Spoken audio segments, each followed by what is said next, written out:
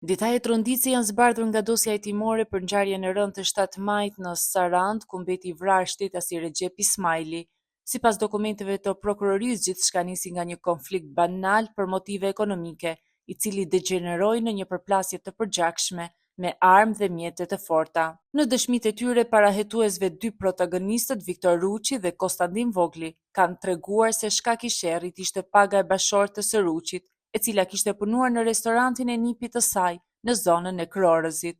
Ky debat financiar që sinte fill prej përfundimit të sezonit veror, u riaktivizua ditën e ngjarjes kur Viktor Ruçi i doli përpara Konstantin Voglit pra një supermarketi dhe i kërkoi të sqaroheshin. Viktor Ruçi ka deklaruar se tentoi të aftonte nipin e bashortes për një kafe me qëllim që të mbyllin mosmarrveshjet, por situata u tensionua menjëherë. Nga ana tjetër, Konstantin Vogli ka dëshmuar se u ndjej kërcënuar kur e gjeti Ruçin brenda në makinën e tij dhe për këtë arsye thirri vëllain dhe miqtë e tij për t'u hakmarrë. Sipas dosjes hetimore, Vogli u përgatit për sulm duke marrë me vete 3 shkopin dhe u nis me një makinë tip Porsche drejt lokalit të Recep Ismailit ku po qëndronte pala tjetër. Momentet e fundit pasqyroi një skenë lufte ku sapo makinat ndaluan para lokalit, nisi sulmi me shkopinj. Viktor Ruçi ka treguar se u mbrojt me një karrike dhe u fshen në tualetin e biznesit, ndërkohë që jashtë dëgjoheshin krisma, pistoletash dhe thirrje për të nxjerrë armët automatike. Në mes të kësaj përleshjeje mbeti i vrarë pronari i lokalit Recep Ismaili, i cili nuk kishte lidhje me konfliktin e parave,